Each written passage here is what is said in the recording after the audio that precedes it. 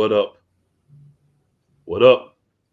It's Monday, 6:30-ish p.m. Eastern Standard Time. It's your boy Cool McCain, and I'm joined as always on my side over here by this guy, the playmaker himself. He in the blacked out phase today, but we gonna ride with it. You know what I'm saying? We gonna ride with it. It's just a little harking back to his witness protection day. You know, some things will die hard, so it's What you all. mean? Dude, you know I have black shirts, okay? There's nothing new. I just haven't worn them in a while. Hey man, hey, we gotta have fun around here, man.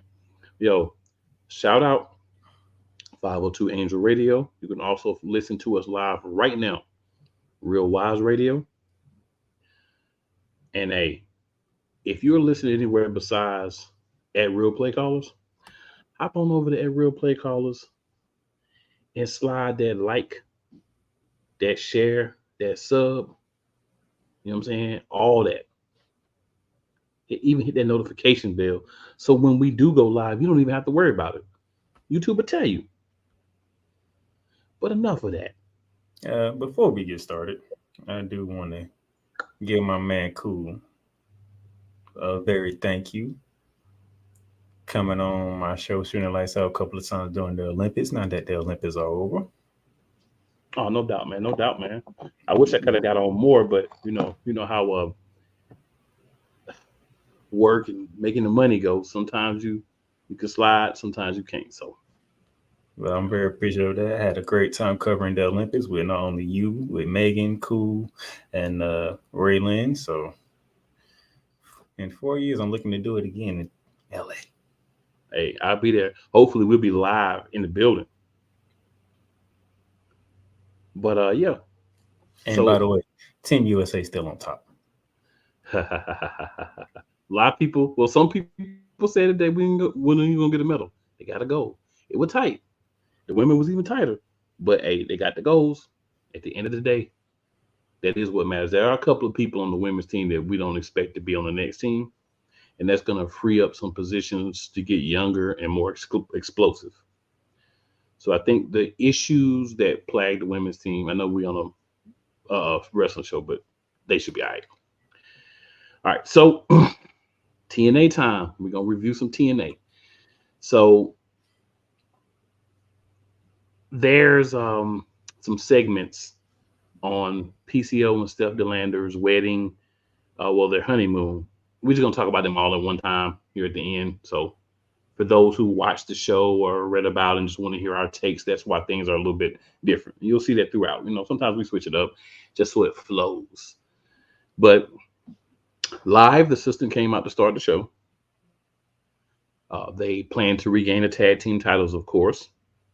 Moose does want to get back the TNA World Heavyweight Championship, but first, he wants to take Mike Santana behind the shed like old Yeller.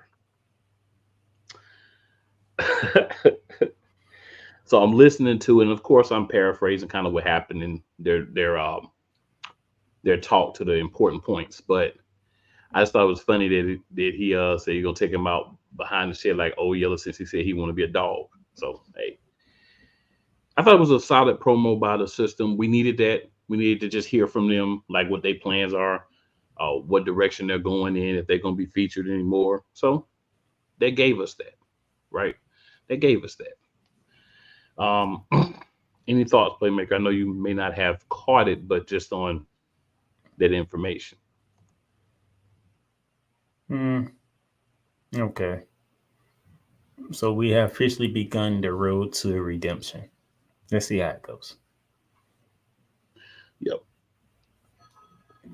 So August 30th, TNA will have their next pay-per-view. It'll be TNA Emergence. August 30th. Yeah, so they're building On up for a that Friday? on a Friday, sir. On a Friday. Dang. I'm not the one making it up. You know what I'm saying? I'm not the one picking the dates. I saw it. I'm like, okay, that's how you want to roll, but that's their next pay-per-view Emergence. On a Friday. Good luck with that. Friday. Really wild, really wild. I completely agree. Emergence will have an Ultimate X match. So that's where you have 6 to 8 people. They normally have triple threat qualifying matches, which they have started this week to get there. The way you win Ultimate X is you're in a ring in a cage. Suspended in the middle of the cage is a big X. You grab that X or the X Division title. Actually, it'll be the title this time. But it's either the X or the title. You grab it and you're either the number 1 contender or you're the X Division champion. In this case, you'll be the X Division champion because the championship will be suspended in Ultimate X. All right, so there were 2 qualifiers tonight. On the last week's show.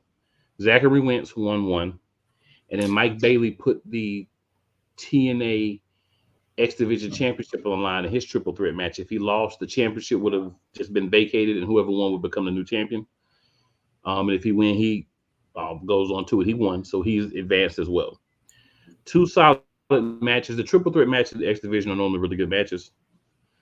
So if you like X Division style matches, if you like the triple threat aspect, it's definitely something to check out over the next few weeks. So we had Mustafa lose that belt so we can put it in a 6-way. Interesting. Well, it's Ultimate X. That's what they do for Ultimate X. I know, but I mean, you could have had Mustafa keep into that point. Well, Mustafa's gone, so he had to lose it. He's gone. Remember? I know that. He left TNA. Yeah, so he's got to lose it. Could have asked him, "Hey, you want to stick around and be a part of this? This is a big match for that title." Apparently, he didn't want to, sir. So we also had Rosemary challenge Jordynn Grace in the championship challenge. They ended up at a no contest. A no contest. Mm-hmm. And you know how wrestling fans are about a no contest. So yeah, rather than get into it, we're just gonna say it was a no contest, and we're gonna keep it moving.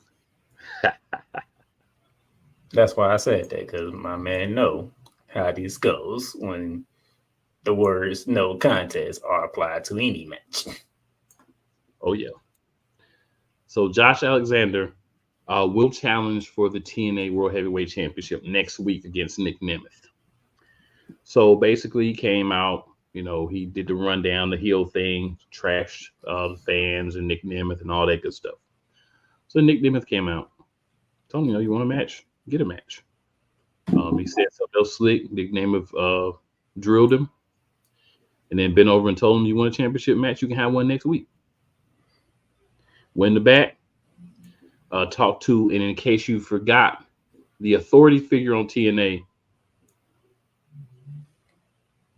is, of course, Santino Marella. Santino. Yeah. So he went and got the approval from Santino. Santino Marella. Yep. So everything's good to go. So we'll have that next. Yep. I hope that we don't get to a point where we have essentially him being Cody Rhodes, right? And what I mean by that is we don't need to see the champs every week. I love my guy, but you got to give guys breaks at some time. We don't need to see the guy every week. A little foreshadowing from my co-host. Yeah, a couple of things that we're going to talk about in regards to how you book your champion when we get to AEW. All right, so not AEW. Can AEW stay consistent in something, please? They actually can. So Matt Cordona does ruin Steph Delanders' honeymoon. There were 3 different segments. 2 of them she was waiting for PCO to arrive. He didn't. The third one, you hear a knock on the door. She thinks it's PCO, but she opens the door. It's Matt Cordona. Matt busts in. She pushes him out and says, "Get out." He then walks out, steps on PCO's back, bends down and tells him, "Stay away from my property. Steph Delanders is my property." Property? He says property. Property. Oh my Property. gosh. Not woman, but property. Yeah, crazy. You know, I would throw somebody else's name in there, but I'm gonna be respectful today. Hey, I mean, do it, bro. Hey, this is where you let loose. No, I'm gonna be respectful today. Property. One of this us. This comes from a married man here. Okay, that's why I'm like, whoa, wait a minute. Yeah. Property. So Kushida defeated Johnathan Gresham in a match that they had. So for those of you who've been paying attention, Johnathan Gresham's been going through this weird thing where he has this alternate character and he has this octopus mask and he's kind of crazed. But he was backstage attempting to shake Kushida's hand. He wouldn't shake his hand. And he went out and he didn't have the octopus mask on. So I don't know if they're trying to get him away from the character or if they're trying to turn it into a thing like they do with some characters where it's like a different personality that takes over, whatever they're trying to do. But I will say that it was a pretty good episode of Impact. Right? You watch Impact, it's a pretty good episode. It wasn't a horrible episode at all. It gave you some consistencies. There's a couple of things we didn't talk about, but I try to keep it to the main things and what's going on. And some things may bubble up and then they get added. Some things may fall off.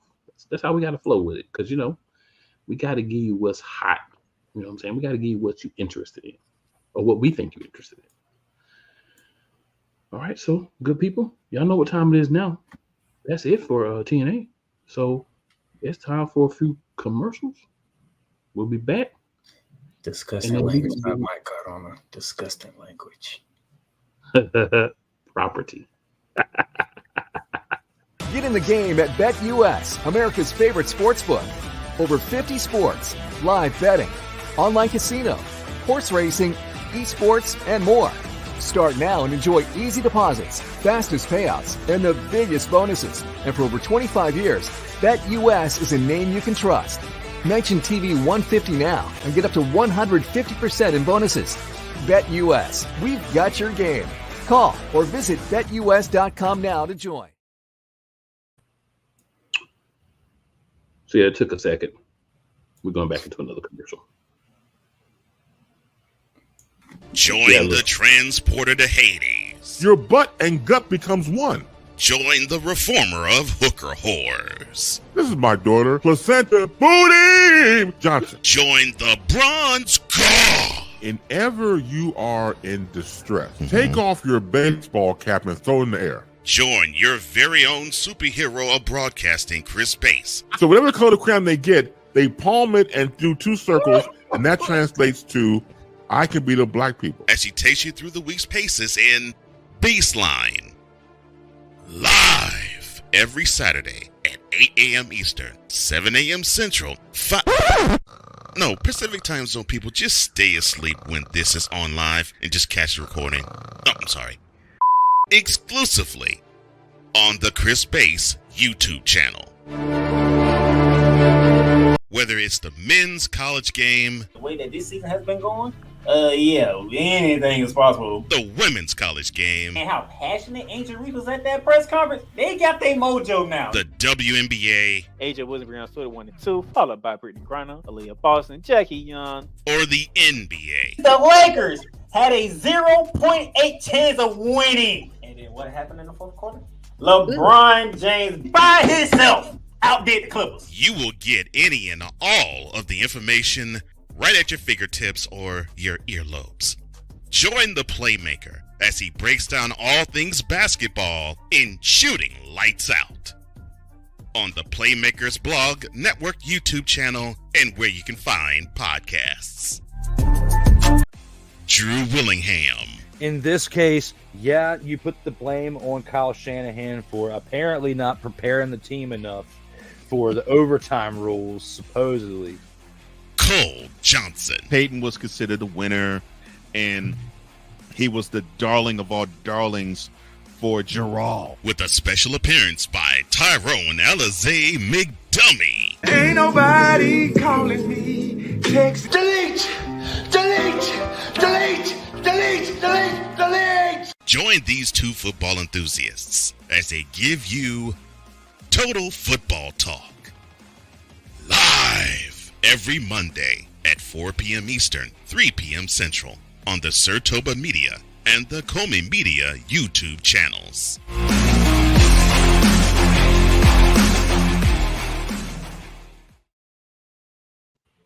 All right, so we're actually back now, y'all.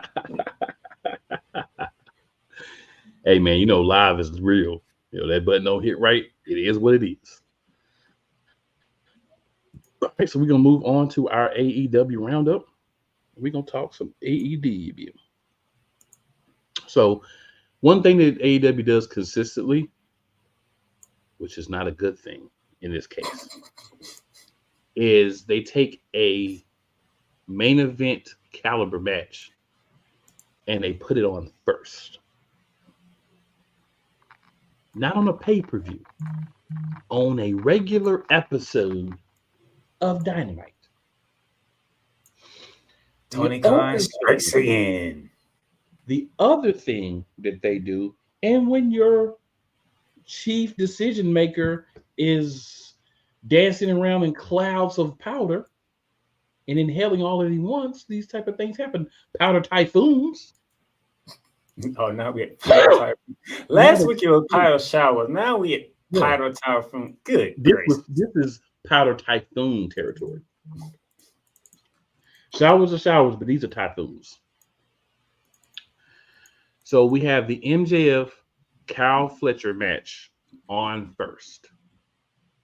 Now remember, we had an hour-long match between MJF a couple of weeks ago, MJF and the Bruv on first. So we're taking these really great matches, and instead of building up intrigue and having a little talk throughout, doing an interview with the guys and kind of hyping it up, we're taking main event caliber matches and we're opening the show with it. Hopefully we just go back to powder showers next week, but for this week, it's definitely typhoons. We went from snorting to candy to showers. Now we have typhoons. What's gonna be next week? A tsunami next week? You'll see. You'll see why. So Mariah may want a match against somebody we don't know. Of course. And then Toni Storm had sent out a photo on the back that said "Die Mariah Die," and then she came out and attacked. After it took her a minute to figure out something on the back of it. Yeah. And then she came out, was attacked by Toni Storm. They had to pull Toni Storm off the security. They're making this look like a big deal, which I don't have a problem with. And a little bit crazed, but still timeless. The crazed, timeless Toni. I'm all right with that too. She wants blood. Yes, she does. She wants blood. And she's going to get it. And they did not allow her to use her heel on Mariah May, which she was to do. Which was, in a way, disappointing.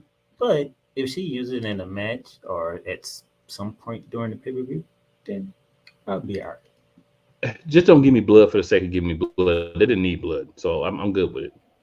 So apparently, during the typhoon of powder for booking that match, it must have been when they were reloading. So that's a tough one. Yeah, when they're booking that segment. All right, then we have FTR and Orange Cassidy in a 6-man match, which I will say another thing about the typhoon of powder. You just randomly have 6-man matches and you just randomly swap people out, but it's like the same people, but you're randomly swapping people out. Like, what are we doing? So this one was FTR and Orange Cassidy against Roosh, Roderick Strong, and the Beast Mortis. Now, remember last week, Orange Cassidy was in the match against Roderick Strong, Roosh, and the Beast Mortis with 2 different people, and they lost. Then FTR and Orange Cassidy had a match on Collision, which I'm sure nobody watched, and won. And then we had this. Yes, I just wanted to give you a history of like the same people but different people at the same time in the match and how it just makes you not care. Again, Powder Typhoon. Definitely why this match was booked. There was an interesting segment. Adam Page promised to get revenge on Swerve Strickland. His obsession is borderline what Drew McIntyre is doing. But at least it's for a belt. It's for a championship, so it makes sense. Yeah. Drew McIntyre is fighting over a sweaty bracelet that he had in his I'm not going back to that. You know. Man, we gonna get the WWE, so and it happened on Raw. So Yeah. Eventually. Yeah. Swerve had a sit down with JR. Right. So rather than focus on the sit down, let me focus on one of my tangents for you. Because y'all know I'm good for two. So we have a cool tangent for the first time on Monarchs of Wrestling. So you have Swerve Strickland sitting here having a backstage interview, right? Not involved in the match, not starting off the show, being part of the show, right? We actually have him doing a sit down interview. You mean something different, right? Not it's different, all right. Show starts, something different. It was something different.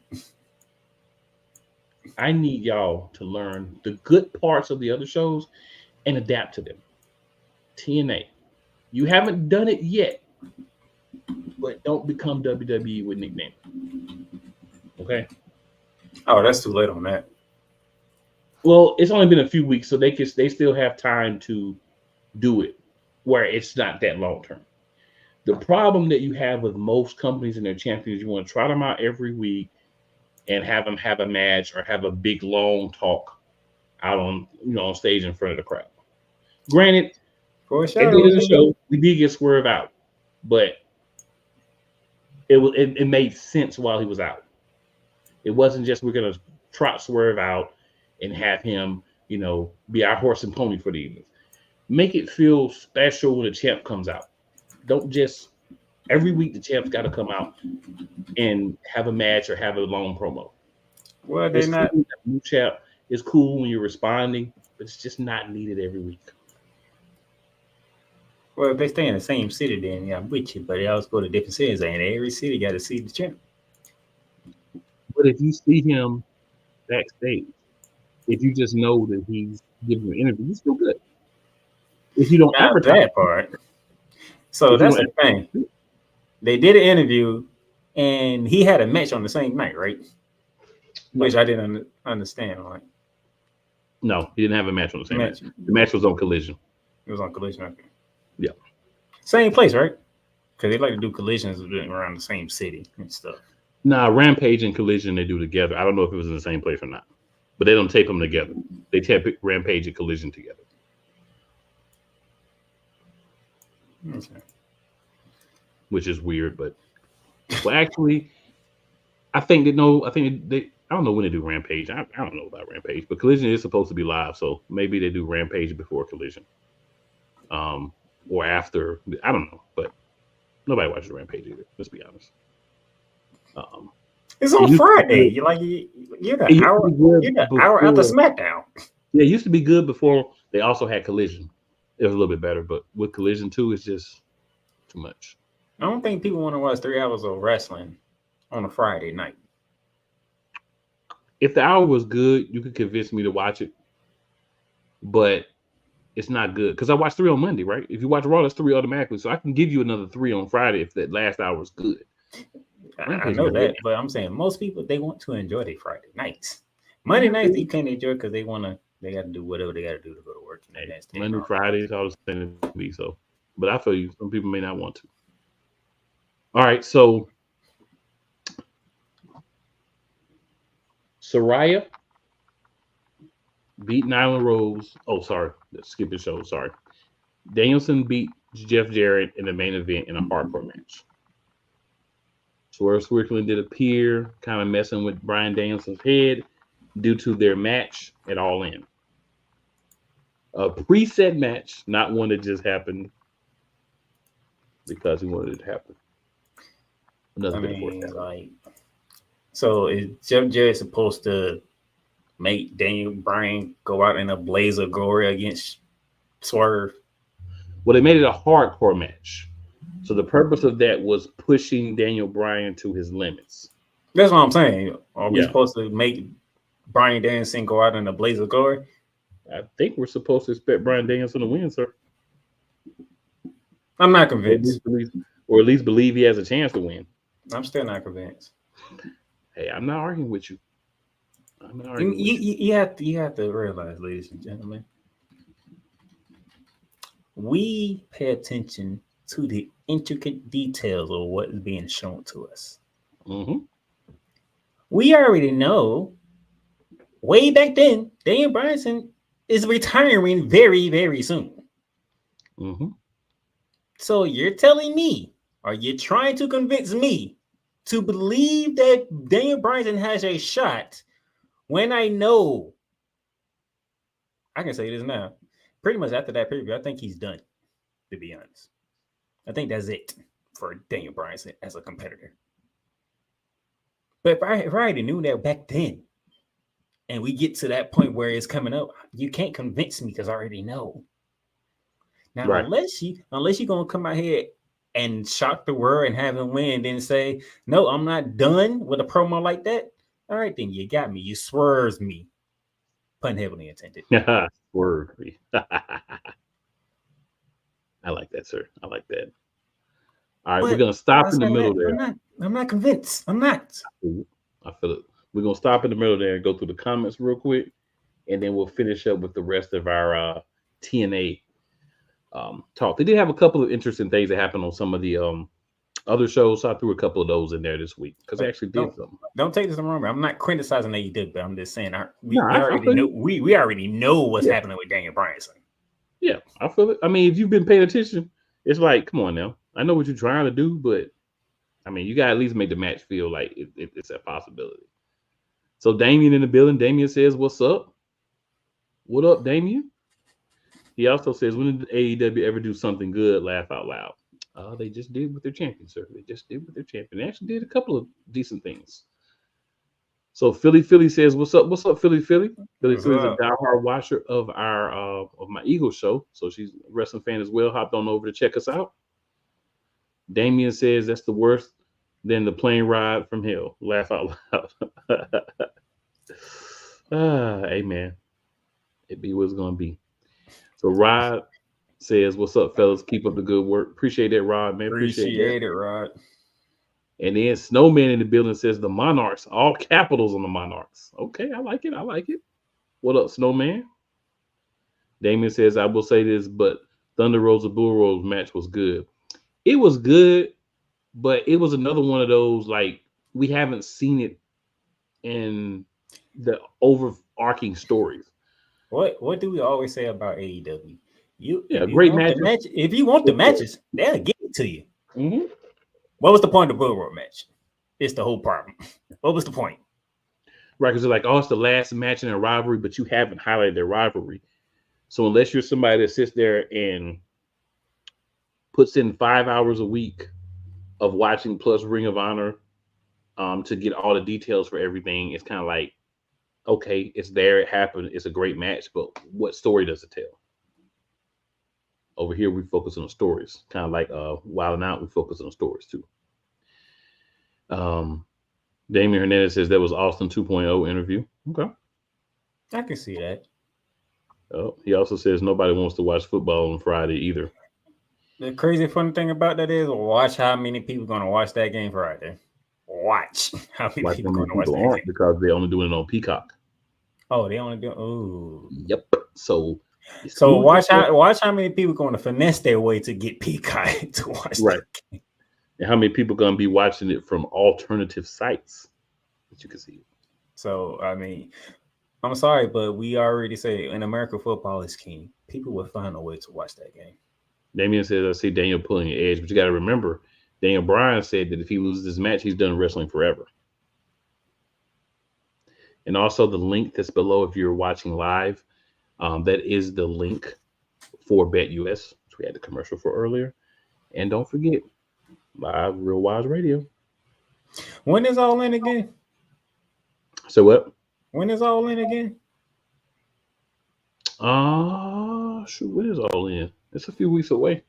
It might be the 30. It might be the 31st. That might be why.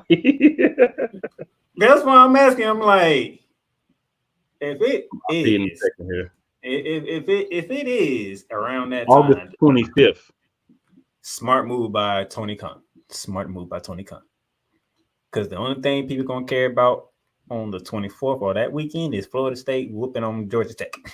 After that, yep, nobody cares. Yep. Smart move, Tony. Okay, you do have a brain. You do have a brain. Because if he would have said 31st, you would have been. There's a few moments of brilliance within that powder laced. See, that's why I asked. Because if you would have said 31st, I'd have been looking like, I'm like, Tony Khan, you don't messed up. But Tony Khan has a brain. He understands. Damien says wrestlers always say they're done, but never are. No, I mean, Shawn Michaels. It's a family thing. It's him saying like his family, like his kids, his daughter and stuff want to be home, and he only has so much longer left after the injuries and stuff. So I think it's more like of that than just what I'm saying. The regular, I'm done. It didn't coming back. Shawn Michaels. I mean, I'm not saying it could never happen, but essentially, he's Shawn Michaels right now. No, I'm going at Damien's comment. Don't forget Shawn Michaels. He didn't beat The Undertaker, and he said he was done. Now he's still in the wrestling business, but he said he's not. When the last time you seen Shawn Michaels compete in the ring? Yeah, I was just saying, like, he had the second act of his career, and Daniel Bryan is basically being Shawn Michaels right now for that. That's all I was saying. But yeah, you're right. Shawn Michaels did leave and has not been back as a wrestler.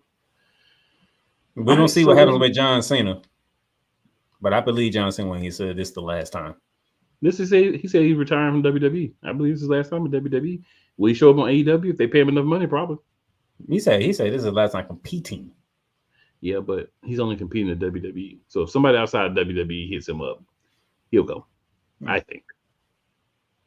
Maybe not as a full-time wrestler, but he'll probably go and do a couple of days or something. Because he was basically saying, if I remember correctly, this will be the end of him as a full-time wrestler. I didn't think he threw that caveat in there. So I pay attention to the details as much as I can. Sometimes I may remember wrong because, all this stuff's running in your head at one time, but I think he had a little sneaky caveat in there. So we had a Saraya match. She beat Nyla Rose. Everyone who knows when you can beat Nyla Rose, are we talking impressive. Clean? Or are we talking? Yes, we're talking a clean match. So yeah, because I was afraid that you was gonna say. I'm saying, how she beat Nyla Rose clean? That's what I'm trying to figure out. She got in a DDT, gave her the right combo and got her. It was a good competitive match, but she was able to get her in the right position. Nyla Rose hasn't been featured as much as she should either. She should be out as these promotions, and it's not just them. They finally did something with Nia Jax in WWE, right? You got these big, powerful women who are really big women, and clearly they should be able physically to dominate the roster, and then you don't have them dominate. So, I don't know. Powder tornadoes makes things happen. Now we're in tornadoes. Yes. So, Hologram and Darby Allin. Who in the blue heck is Hologram, man? I want to know who it is. I just want to know who he is. That's all I want to know. They be the Job Squad. I mean, the Premier Athletes. Hey, man, when the last time we even heard of the Premier Athletes? Let's just be honest. When they're jobbing on the show. That's when we hear about them. They had an eliminator match. Like, y'all literally left WWE to do the exact same thing at another company. Yes. We had an eliminator match for the AEW. I had to remember which one. AEW World Heavyweight Championship between Swerve and Tomohiro Ishii. This wasn't even the main event, but it was on Collision. So an eliminator match for your most prestigious title. I get what you're saying, but Swerve wasn't the main event. Like Swerve weren't going to lose, and it wasn't like they did. I mean, it was kind of near the end of the card, but I mean, you basically gave us a match that we knew what was going to happen. I mean, yeah, as a warm-up match because Daniel Bryan had a warm-up match last week. That's how I feel like this was, right? Just a warm-up match because Daniel Bryan had one on a Dynamite. All right. So Lashley Lastly, we had the Bullet Club Gold versus the House of Black.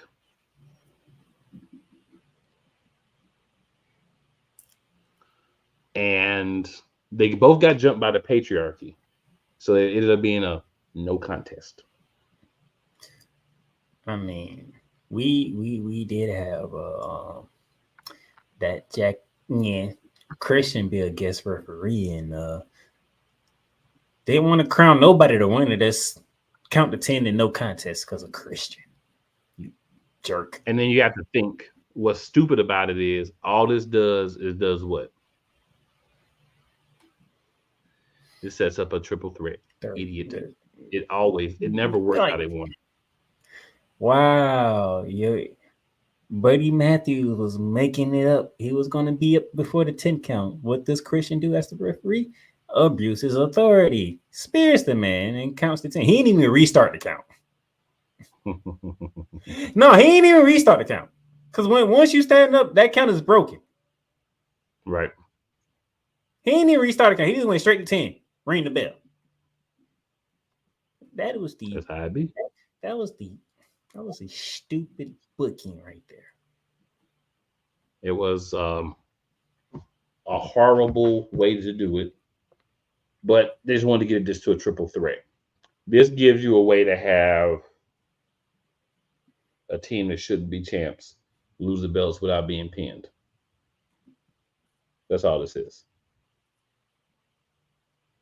Because you got to find a way to get the belts off the patriarchy. If you wanted to do that, don't make Christian a referee. Just have him be the one that beat up the other team with a weapon or something. No contest, no decree because of outside interference by the patriarch. Hey, there you go.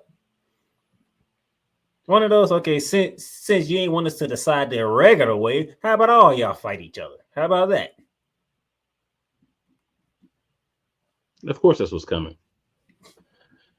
So, it is what it is. It's. As a matter of fact, how did Christian become the referee in the beginning with? Well, I know whatchamacallit was supposed to be the referee, Luchasaurus, but you know how he do Luchasaurus right now. He just, he suns him in a bad way. If I had to choose between Luchasaurus and Christian, I'll go with Christian if I'm being completely honest. I don't know if I want a monster who rarely talks to be a referee. That just doesn't sound right. Damien says, didn't he tag team with Triple H twice in Saudi talking about Shawn Michaels? Once. I don't know about twice. Where twice come from? Yeah, I think it was once. And it was once. And guess who he went up against? Because the man who beat him, Undertaker and Kane, told him to come out for one more match. Yeah, that was requested by the Saudis. They wanted that match actually. And the amount of money they pay WWE, anything that's not outside the realm of ridiculousness, they're gonna do. Because Shawn Michaels didn't even want to do the damn match. Nah, to be honest, he didn't. Shawn Michaels one of the ones like, hey, I said if I don't beat the Undertaker, I'm not wrestling no more. And there's been plenty of people who've been trying to get him because they want that dream match. Shawn is not doing it. Yeah, that was basically a one-off to help get that bread for Saudi. So trust me, if you have thoughts, you're not gonna get a dream match with Shawn Michaels. It's not happening. Facts. All right, y'all. Second commercial break. When we come back, we go on to WWE. Let's go. Oh, yes. The tradition, the pageantry, the spectacle, the history, the slut. Wait. I gotta rep my brother's stuff right. All my DMV soldiers, stand up! And welcome to the Commander's Gridiron Report. You want your commanders to be repped right? Well, D. Willie is your man. Commander's Gridiron Report. Every Tuesday at 11:05 a.m. Eastern, 10:05 a.m. Central on the Sotoba Media YouTube channel. Music by J. Cool. Where my soldiers? Right side. Commanders. Where my soldiers? Left side.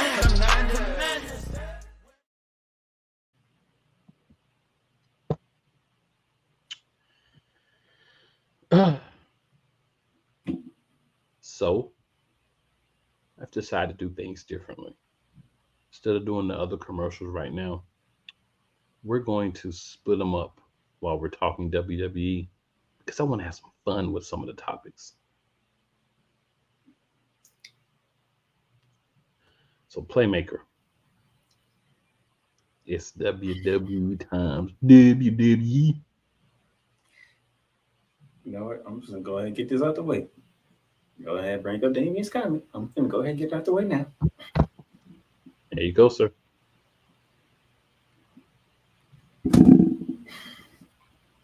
What? Damien, why? Like, why?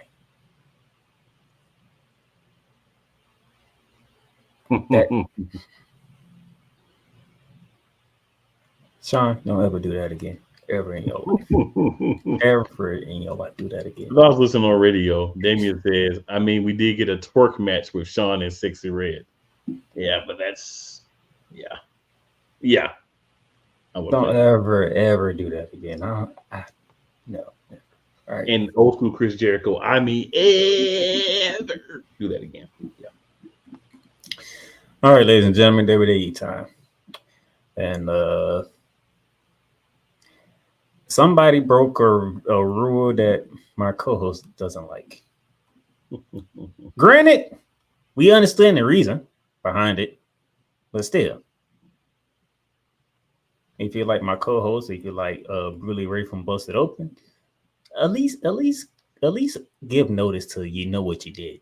You're breaking a rule here. Now, the reason why I said it because as we open up the show, the new World Heavyweight Champion, Gunther. So I say King Gunther was ready to have his victory celebration. Okay. Come out to address the crowd, and somehow everybody in the arena beginning to hear voices in their head. Randy Orton shows up on Monday Night Raw.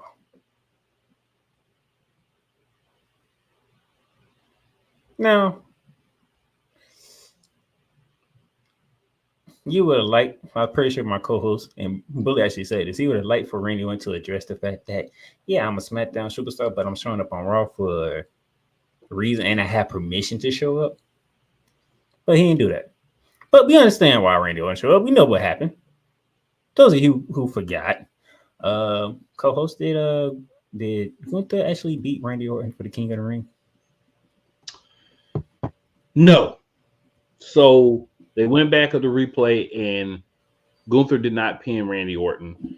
So Triple H had told him that they would have a rematch in the future because the referee's decision was final there, but they would have a rematch because it wasn't an actual pin. I agree with Bully Ray. I would have liked if you were going to do that, it would have been a simple setup to have either have Triple H come out and say, hey, Gunther, I know this is your celebration, but there's somebody here who wants to talk to you. And then Randy Orton music hits, and we understand why he's there, right? Or, like you said, when he walks out, he says, Gunther, I know I'm SmackDown, but remember what happened in that King of the Ring qualifying match, right? In that championship match to be King of the Ring. Remember what happened? Oh, I'm here for my shot, and I got permission to be here. I'm your next challenger. That's what we needed. Just that little bit of keeping the kayfabe alive. Because what's the point in having two different shows if you're just crossing back and forth whenever you want? Just make it one show with two different championships for each show and have the same 10 people on each show, whatever, right? If you're going to tell me that something's separate, I understand there's situations and things that happens that allow people to go to both brands. My question is always, why is Tiffany Stratton never on Raw and she's the Money in the Bank winner? And she could be on Raw and it would make sense. But you got Randy Orton on Raw. Then you turn around and you got A-Town Down under on Raw. Now, they did explain that one. But I'm just saying, if they can be there, why can't someone who actually could just waltz in, don't need an explanation why she doesn't ever show up on Raw? Yeah, because I think they more with that one. I think they more focus on the new Judgment Day as a whole than individuals at the moment right now. Because to be honest, only time we saw our women's world champion is when boy toy saved her from being destroyed through an announce table, which we will get to. But nevertheless, even though they didn't say it, we all knew the reason why Randy Orton was here. And then Gunther was like, you know what, Randy? That does leave a little sour taste in my mouth because that wasn't a clean, fair win for me. So you know what? I agree. And Bash at Berlin for the World Heavyweight Championship. Gunther's first title defense would be against the Apex Predator, Randy Orton. That's in 2 weeks. I do like the fact that they're doing Randy Orton, right? Because the simple thing is, we know Randy Orton's not going to win. He's not going to win the match. Whether it's by hook or crook, whether the bloodline gets involved, whatever, he's not going to win the match. And we're bouncing from show to show here. But this makes what happened on SmackDown make perfect sense. Mm-hmm. I'm gonna leave it till we get there. It made it interesting. I would say it does make it interesting. So yeah, we had that happen. Speaking of the Judgment Day, Damian Priest comes walking out, and he is a man on a mission. Straight up, walk straight to the ring, no stopping, none of that stuff that he usually do when he comes out to his music. Straight to the ring, give me the mic, fan, get your bleep out here right now so you can get this pain.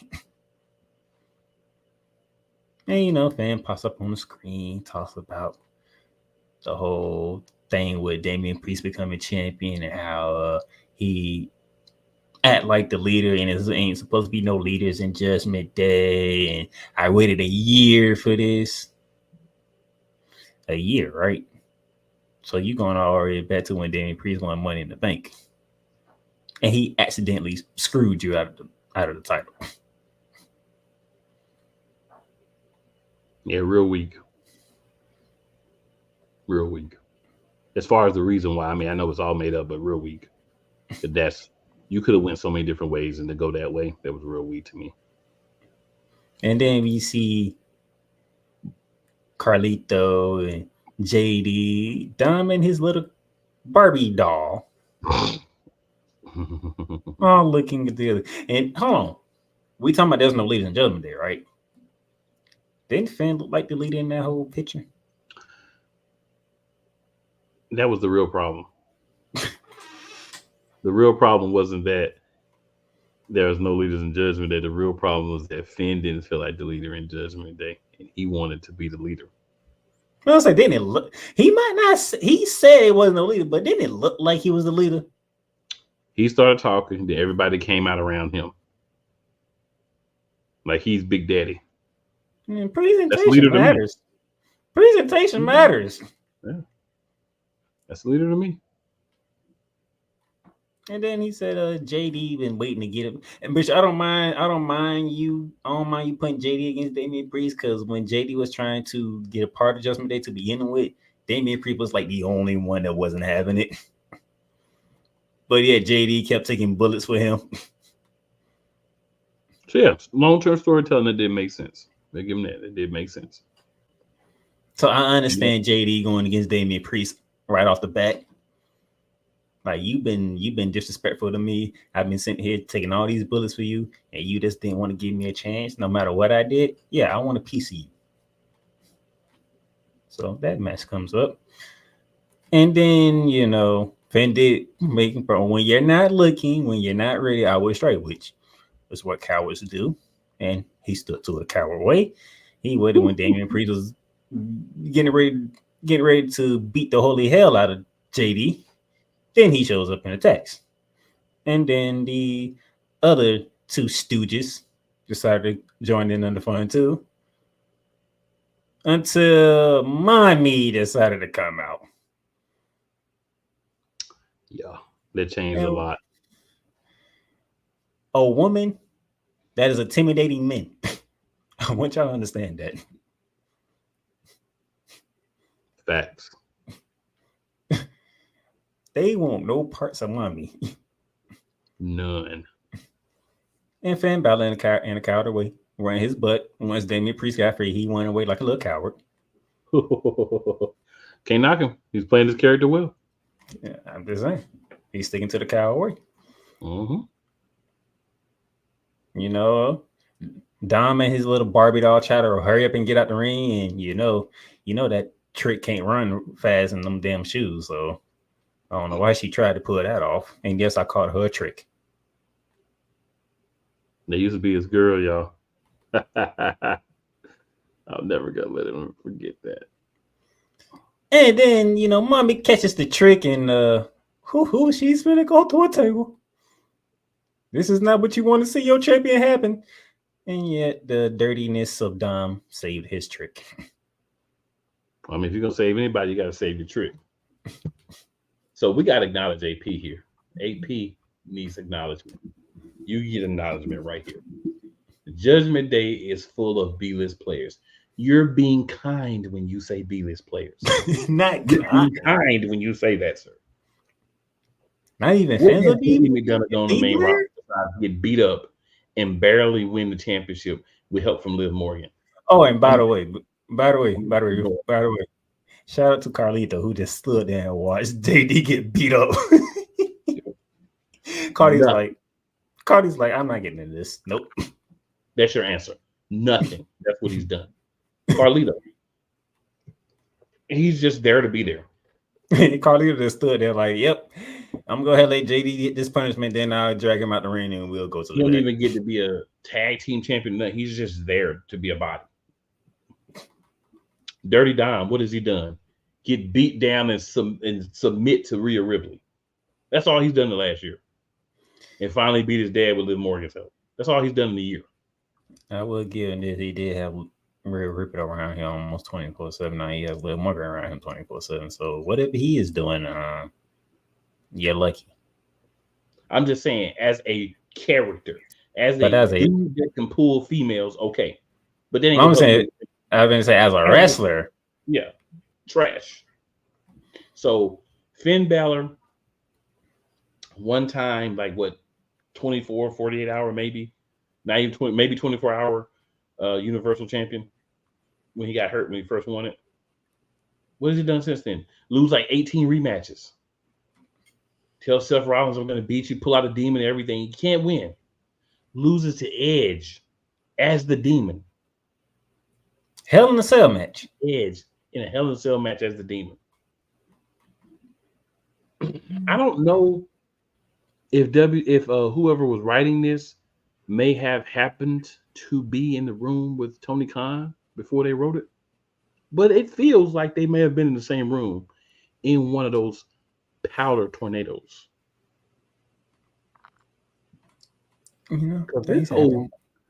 What they're trying to make you believe is the Judgment Day. You better incorporate a big bad dude into this group, because if you don't, they're not gonna be around long. So that takes care of the Judgment Days for the show. Sure. Now let's get to a power struggle. So before we hit the power struggle, let's do a little quick commercial here. We're going to slide them in like real quick little shots today. Let's have some fun. Hey, Eagles fan. Join my man Cool McCain and a host of others as they break down every single game, every single week in an objective manner, and also from a fan's perspective as well. Remember, this cast feels just like you. Nobody likes you. And you don't care. Fly, Eagles, fly. Eagles Elite Podcast. Every Wednesday at 8:30 p.m. Eastern on YouTube and other podcast outlets. Rams fans all around the world. It's a beautiful thing to be a Rams fan right now. Stafford's back. We're going to see about Cup.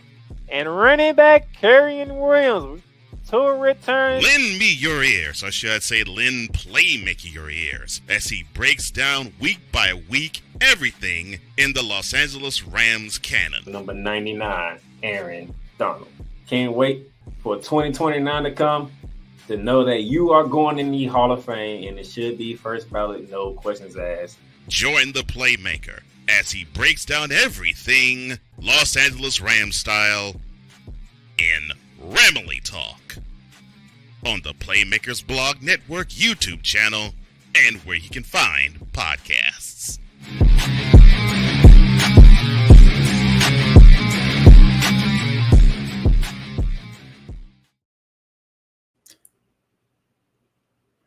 Funny how you played that.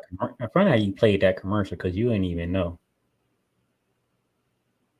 What I know? Remy Talk returns Thursday. How I didn't know? You didn't know. You talked about that when I was on your show last, sir. I ain't giving no date. You said it would be back the next Thursday, which was last week. Yeah. Okay. I listened.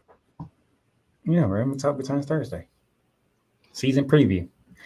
Now, power struggle. Now, this is a power struggle.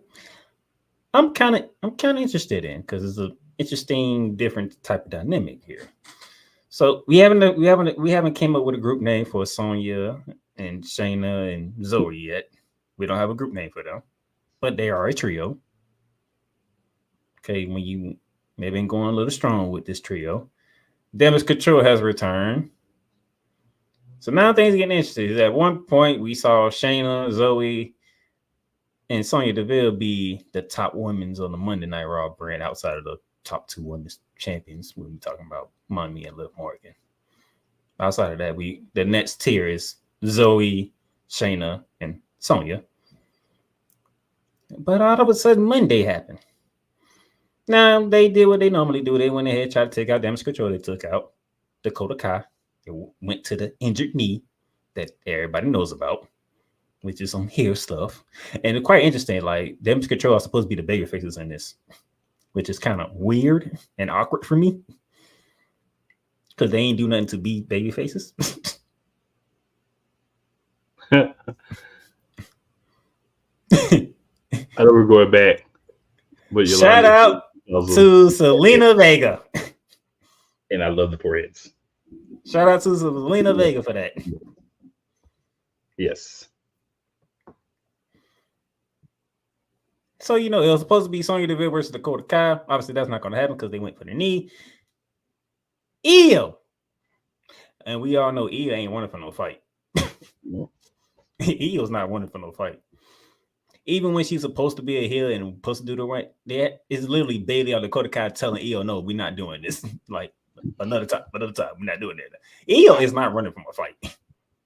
So Io takes Dakota Kai's spot and beats Sonya Deville. So now we have a power struggle here, sir. Damage Control? Or for this week, the foreheads.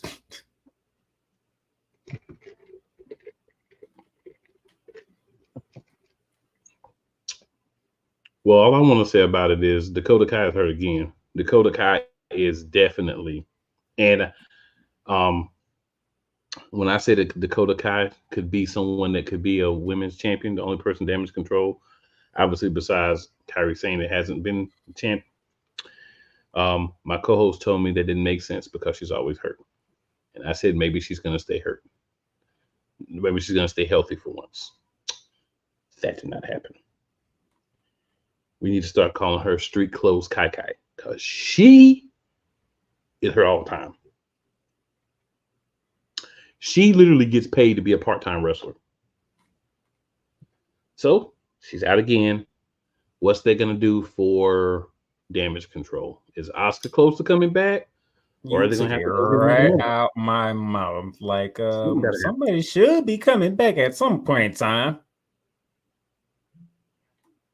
And maybe that's when the actual babyface turn actually happens for Damage Control because everybody loves Asuka. Like they'll boo Asuka because that's what they're supposed to do, but if we're being completely honest, everybody loves Asuka. They'd rather cheer for Asuka than boo Asuka. And then she does come back. Oscar, do me a favor. I need the Vicious Oscar to come back. I need you to dress in. This is the Oscar we need. I need you to dress in the 1990s, 2000s grandma church clothes that you was wearing when you was crazy. That's the Oscar we need back. I need an Oscar that was knocking everybody out in NXT. They'll be spitting out the stuff. So Yolanda says, when is Charlotte coming back? Don't know yet, but when Hopefully she not returns, a long time. when she returns, best believe I will be happy. I'm waiting for the. No, Jeff, there's no disrespect to you. You won the Queen of the Wing tournament. But Charlotte Flair is my queen. All right. I watch with Charlotte Flair. I'm in the minority on this one. I'll watch.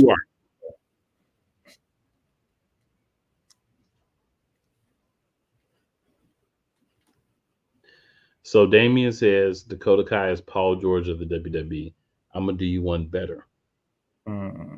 Dakota Kai is the Kawhi Leonard of the WWE.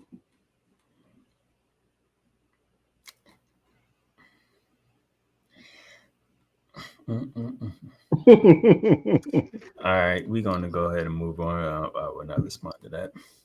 Now let's see. Before I get to the main event, let me see if I think of anything else that took place. Oh yes. Look at the notes, sir. Yes. I didn't see that. You ordered a lot of stuff, all right. I did. You wrote a lot. You wrote a lot. I'm like, and we missed nothing. Yes. We visit back. We visit back to an earlier conversation earlier in the day. AP, I'm gonna get to that. But before I get to that, CM Punk showed up on Monday Night Raw, and he was not injured. Peanut Brittle Field was not injured. Not injured. He made it through SummerSlam. Shows up on Raw. He ain't done with Drew McIntyre. And frankly, he was actually happy. He was like, he should, CM Punk usually is mad. He's upset. He's angry. He got beat. He was happy. Let's go at it again. And then Seth Rollins comes out. And Seth Rollins, a la like Damian Priest earlier on the show, had a certain look on his face. There was no dancing. There was no listen to the crowd sing his song. It was, all right, you did what you did Sunday or Saturday. Me and you finna fight. Can I add one other thing to that before you finish? Go ahead. So we talk a lot about like the little nuances. Seth Rollins came to the ring in an Adam Hangman Page outfit to fight CM Punk. Love the detail. Yeah. No words. Seth Rollins was ready to fight. And he was ready to fight because CM Punk made him go to sleep. And consequently forced Seth Rollins to count the 1, 2, 3 for Drew McIntyre. Who was like Donald Trump winning that match. So they get in the ring. And CM Punk ready to fight. He already said he wanted to fight Drew McIntyre, but he ain't care. CM Punk's like, hey, Seth Rollins want to fight? We can fight. And then Drew McIntyre comes down through the audience. Hey, what are we going? What's going on here? It's a great day, Drew won, and this should be a fabulous day. And yes, Drew McIntyre still has the bracelet. You should be focused on this bracelet I got over here, man. You should be focused on me. And CM Punk, he ready to fight Seth Rollins because Seth Rollins is like, I want to fight. But, as a man, you got to go take care of that. You got to go take care of that first. Yeah. You got to go take care of that first. Well, Seth Rollins will come back to you, but I got to take care of that first. Yeah, I'm going to get you. And then, so my partner brought up typhoons. Brought up tornadoes. Last week, we were showers. But for this moment right here, I'm gonna have my co-host talking about tsunami, multiple tsunamis. That is, Yeah.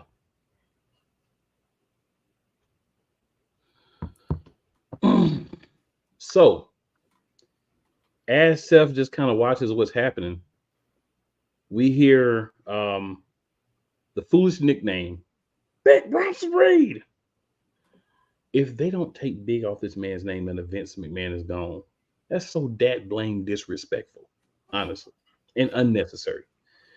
But he comes out and he puts the work in on Seth Rollins. Because remember, he said in the back before that he was going to take things into his own hands. He found an opportunity. I don't blame him. I'm gonna be honest. Adam Pearce, I like you. I don't blame him because you ain't been fair to that man. I'm just gonna be honest. And he watched what happened when Ron Breaker started to take his own opportunity. So he took his own opportunity. And that opportunity, Seth Rollins got about half a dozen tsunamis, maybe more, after getting beat down by Bronson Reed. And see, here's the thing. If you don't use this to elevate Bronson Reed, let that man go. Give us free for Bronson Reed. If you're not going to use this to make him dangerous and elevate him up the card, let that man go. Because you're wasting his time and our time and his fans' time. Because at some point, you got to draw a line in the sand and decide if I want this guy to be a player or not. If I want him to be a primetime player, if he's just going to be enhancement talent. It's that time for Bronson Reed. 6 tsunamis to Seth Rollins. And Seth Rollins will be out of action. Who knows how long right now. So we don't know how long Seth Rollins is going to be on break. But when he comes back, you're going to have to set this up for Seth Rollins versus Bronson Reed. There's no other way about it. You can't tsunami Seth Rollins 6 times and then Seth Rollins goes right back into what he was previously doing. You can't do that. Right. So we got, whew. Did you feel uncomfortable watching that? Actually, I didn't. I was like, get him, Bronson. Get him. Because at the end of the day, we had these same, we have to find ways to move some guys to the side to elevate some guys. Seth's the anti-hero in this whole story with CM Punk and Drew McIntyre. Because some people believe Drew McIntyre is the bad guy. Some people believe CM Punk's the bad guy, right? Seth's like the anti-hero in that. So removing him from the equation for a few months and giving him a side quest of dealing with Bronson Reed while CM Punk and Drew kind of handle business, it makes a lot of sense. But if you don't use this to elevate Bronson Reed, let that man go so he can stop toiling in the mid-card, lower mid-card. So we took care of that, and then the Y6 made their debut. And I hope, and I'm pretty sure my co is going to co-sign with me, I hope this new group with Chad gave us not called American Made. That is not the name that I need to hear.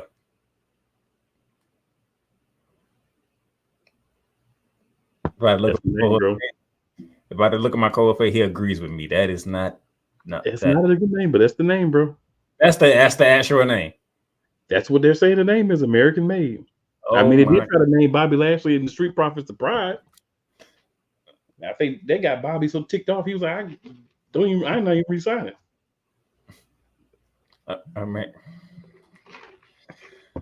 Who came up with American Made? That sounds like something Chad Gable himself came up with. You have 3 guys who wrestle, who are legitimate amateur wrestlers because they have wrestling backgrounds. Mm-hmm. You could have came up with something different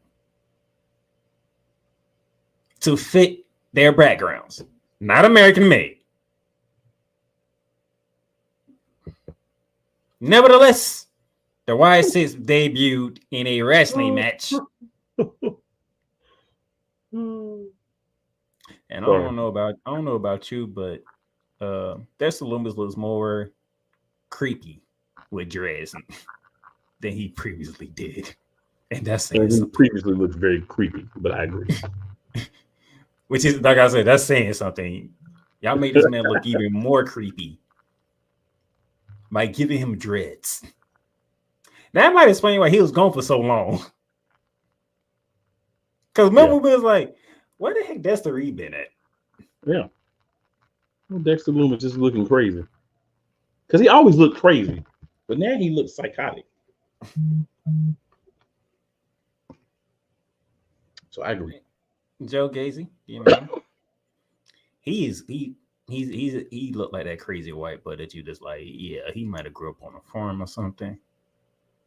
And he's Huskus, right? He's the embodiment of Huskus, and I think that's a good one for him.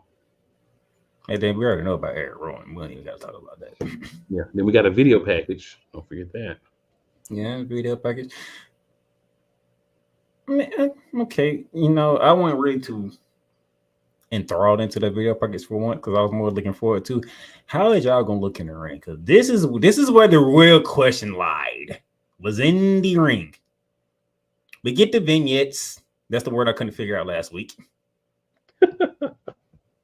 we get the vignettes. We understand it, but the question that the American people had, the wrestling fans had, how are y'all going to look in the ring? Because if the ring doesn't match the presentation, it's not going to work.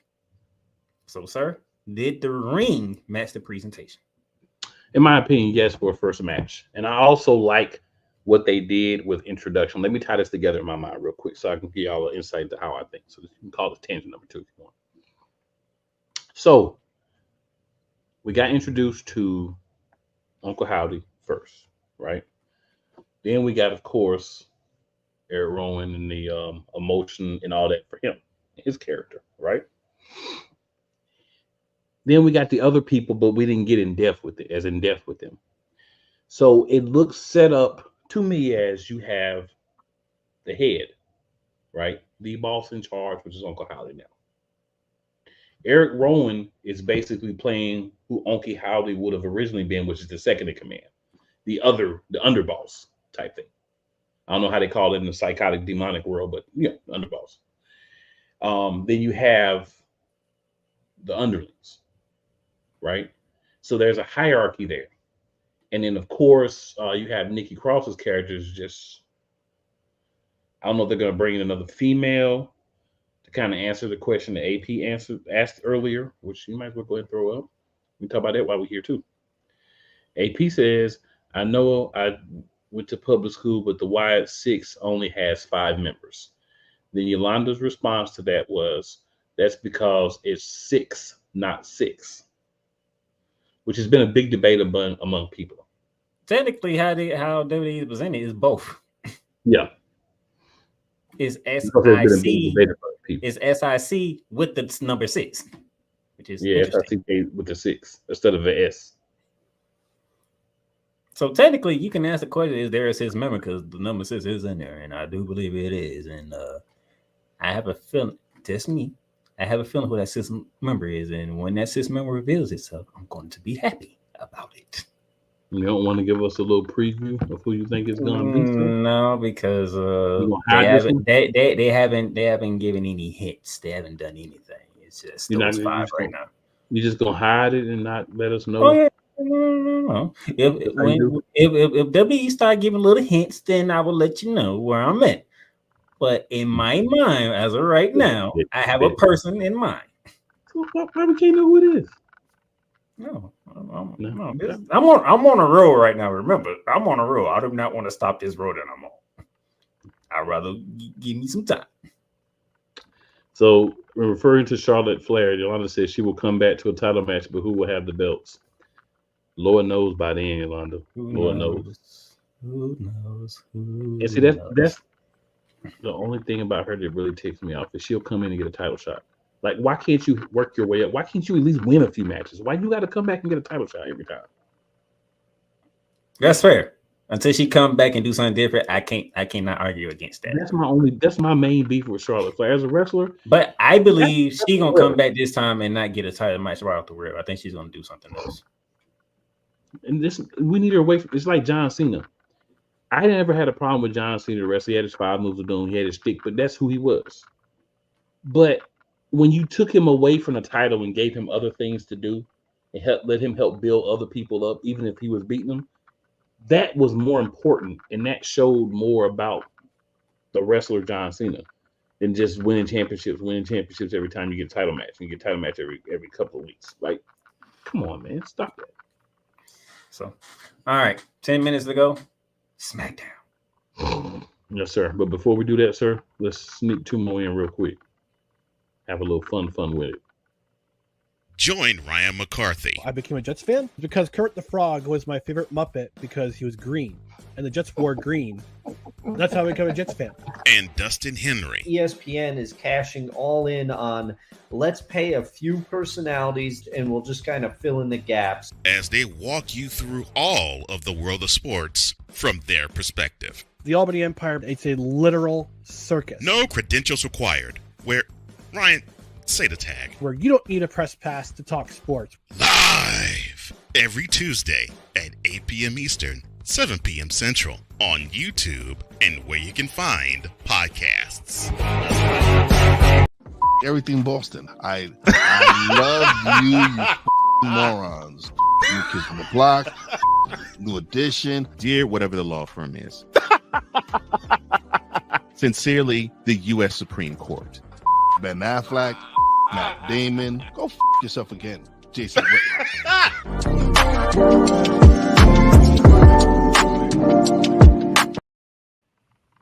All right, man. SmackDown. And I'm gonna go ahead and get this out of the way for my man because we didn't start a show like this, but I want to go ahead and get this out the way now. So we had one half of the women's tag team champions, Alba Fire, take on Thunder Cakes herself, Jade Cargill. And I like what they did. They did not insult our intelligence, but they did make sure that the champ did still get her stuff in at the same time. And then let it be known that whenever Jade Cargill feels like finishing the match, she's going to finish the match. So I like how they did the match. That's how you do it. Don't disrespect the champs, but don't insult our intelligence at the same time. And then, after the match, Blair Davenport, we still don't know why to this point, but Blair Davenport has a problem with Jade Cargill and Bianca Belair for whatever reason. And the 3 against 2 happens again. But, sir, somebody you've been waiting on to return has returned. Yes. Chocolate Cakes is back. That would be one Naomi. And they have reformed what I like to call triple caramel cakes. Because you put the chocolate with the 2 caramels and it just makes it a little darker caramel. So triple caramel cakes. And I must say, I was very satisfied and pleased with that development. And also, I will say this. I like the double mentoring for Jade. I think you need that so that, because, they call them the big 3. That's what they call them. So the first thing I thought about when I said that was Kendrick Boy. He was like, "Mother, the big 3. It's just big meat." And I'm like, Jay gonna turn on them at some point. But I like the setup. I like it. Right. We're gonna get that out the way first. I know how you love it. So yes, sir. Yes, sir. That's happiness for you, boy. That's happiness. So yes, Naomi even the odds, and the champs and Blair Davenport got run off. I just want to know why Blair Davenport have a problem with Jade Cargill and Bianca Belair. I just need an explanation. They'll explain one day to us. You just came out of nowhere. Yeah, they'll explain to us one day. We did not see the Queen. We did not see Miss Money in the Bank. So they get it with the women, but not with the men. Carry on. We didn't see them. Just throwing that out there. If anybody asks, no, we didn't see the Queen and her Barbie doll and on SmackDown. We did see Cody Rhodes. Cody Rhodes opened the show. He did. Unlike another company. Cody Rhodes opened the show. And he was getting ready to talk about who he wants to face next. before he even got to at Brash and Berlin and who I want to be, and Solo's of course come out there. You know, he does the whole hair thing. If it weren't for so and so, I would be the WWE Undisputed Champion. And yes, they are still calling it the Undisputed WWE Champion. Thank you, Cody Rhodes, for that. That's your boy, and he said it on SmackDown. You know, Cody don't make that decision though. That's above his pay grade. I'm pretty sure Cody Rhodes would say, "I don't want to call it Undisputed no more." I'm pretty sure they'll go with it. Cody Rhodes been trying to get the old winged eagle back, and he ain't even been able to make that happen. Fair point. So this ain't a Cody decision. So, you know, and as Solo was trying to demand a match and Cody Rhodes whipped him. You want to talk about SummerSlam? Let's talk about SummerSlam. The same SummerSlam where I beat you in the middle of this ring. The same SummerSlam where you try to play a cosplay Tribal Chief and the real Tribal Chief came back. He ripped Solo down. He Keith murdered him. He got in him. And then on Solo, so you know what? I'll deal with you later. Once I get done with Roman, I'm coming back for you. And by the way, there was no Jacob Fatu on SmackDown. Is this injury related? Because there have been some reports, some rumors out there that they're trying to keep Jacob Fatu away from Roman Reigns. Because we did see him get injured at SummerSlam. Well, supposedly that was a spot that was planned. That's what people are reporting. I mean, that was supposed, but we did see reports, and I think you saw a video of him walking out with a boot on his foot. Well, you got to keep the kayfabe, brother. Hey, we just trying to piece it together, but no Jacob Fatu with the bloodline. So the Gorillas of Destiny was holding the tag titles at this moment in time, which I kind of like. Freebird rule. I like that. You know, you have to take the titles off them.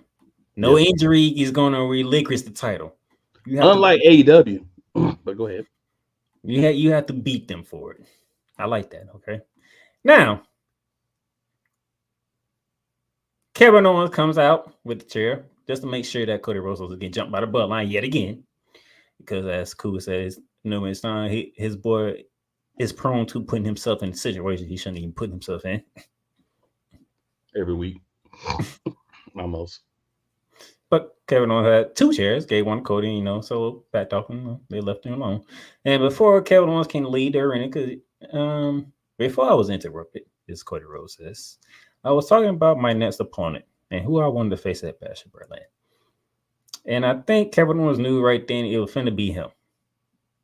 Kevin Owens says, hey, I understand. I'm thankful for it, but I don't deserve it. And he said something that I know my co-hosts love. Go back and check my win-loss record. I don't deserve that shot. I do. Because I appreciate the fact that they're acknowledging, like, you don't win, you don't lose 20 matches, and then you're supposed to get a title shot. You know what I'm saying? Like, make it matter. Man, Cody Rhodes was like, hey, what you have done for me to have my back, to make sure the people that attend our shows get what they want, you deserve the title match. I don't care what you say. I'm going to go back to the office with Nick Aldis and we're going to have a conversation about this. And I will be seeing you at Berlin. Now, was this kayfabe or was it not? Because when they show us Nick Aldis and Cody Rhodes having a talk, Kevin Owens comes in and is like, hey, I don't want the match. Okay. And Nick Aldis was like, well, I mean, I was thinking about giving a rematch to Roman Reigns. And Kevin was like, what? Rematch? I think it's a rematch. Rematch card haven't existed in years. I know because I never got my rematch when I lost the Universal title. He said, you want to know who deserves it? Let's go in the locker room and pick anybody in the locker room. They all deserve it. But instead of Roman Reigns getting it, Kevin Owens got it, and then you hear Cody Rhodes says, so he was going to fall for it. So it's like, this man invoked Roman Reigns' name just so Kevin Owens can accept the match. You have to do what you have to do. So it's Cody Rhodes and Kevin Owens for the undisputed WWE Championship at Bash at Berlin. No comment. Just move on. I have no comment for that. You can just move on. And speaking of the Tribal Chief, Roman Reigns, Solo called him out again. Tribal Chief showed up. Still haven't heard a word from Roman Reigns. Only thing he did is beat the brakes off the Gorillas of Destiny. While Solo crazy behind him, standing in the ramp talking trash. Like, you want this? Come get it. Come get it. Bro, why is you 30 feet away from Roman Reigns? Right here in the ring. Talking about come get it. That's irrelevant. While your two henchmen getting destroyed. Mutilated. So this bloodline civil war continues on without Roman Reigns uttering one word. It's probably the best. Probably for the best. And his new shirt is selling through the roof as we speak. That's the guy that everybody wanted now that Cody got the belt. And they are chanting OTC. Yep. And they'll be tired of him in a few weeks too. In a few months. We'll give it a few months. They'll be tired of him in a few months too. Why you say that? Because wrestling fans are fickle. Yeah, point on that. So he's saying it's not Roman Reigns' fault when this happens. It's not Cody's fault that it's happened. It just happened. It did happen. I knew it would happen. I mean, that one I blame WWE because it's just hard. It's just hard to stay invested into a babyface champion. It is. Yeah.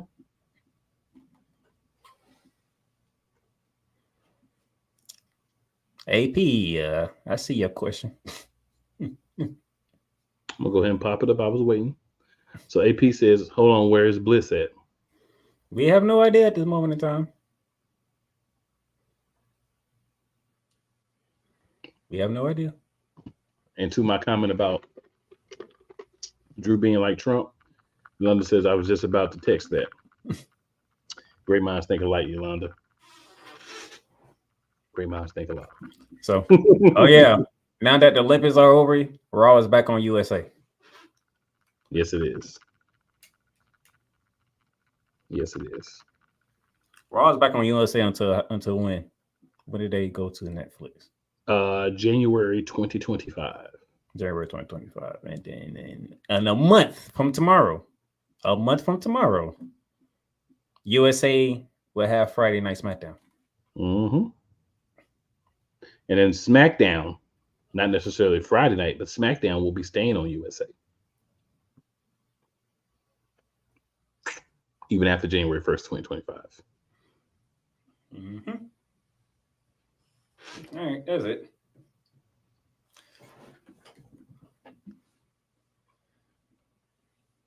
So, well, two other pieces since we got about 30 seconds or so here. There was a little foreshadowing of Jay and Sami Zayn going back after the Raw Tag Team Championships. We got Odyssey Jones came to say the New Day. Some people think he should be in the New Day. Some people think he should. I think he'd be a great fit.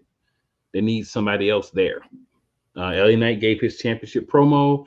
They tried to have the match. Carmelo Hayes, who I forgot was on the roster, not really, but sarcastically speaking, did show back up. Street Profits DIY this Friday, #1 contenders match for the SmackDown Championships. Oh, Street Profits won that match and they get to see the Bloodline. No, that's this coming week, sir. That's this coming week.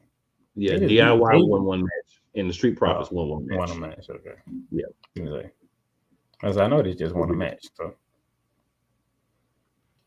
So AP, I do talk about Lash Legend and her chocolate thick deliciousness, but only when we talk about NXT, because it's only fair if we bring in the people that's from like the show that we're talking about, if you notice. But whenever we talk NXT, Lash Legend is in the conversation. You can believe that. And a couple other people too. Oh yeah, she's not the only one. The words of Sam Snead. I know she's not the only one. I know it. Guys, we're going to end a little different this week. Instead of giving you an outro of any sorts, I'm going to remind you of one other thing that my good people need to be listening to. Shout out again to Real Wise Radio. Shout out to 502 Angel Radio and everywhere else that you can find this wonderful production. And we out. Whether it's news, the largest egg producer finds bird flu in chickens at a Texas plant, weather, devastating tornadoes rip through the heart of the United States, inspiration, a breast cancer survivor completed the journey of chemotherapy, and now begins a future one of matrimony or sports. Michael Jordan is shown on a photo with Diddy. LeBron James has a video extolling the virtues of a Diddy party. This has been yet another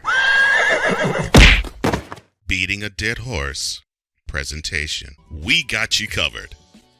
BS3 Network proudly presents The Morning Shift with Cole Johnson. Live every weekday morning beginning April 29th at 8 a.m. Eastern, 7 a.m. Central.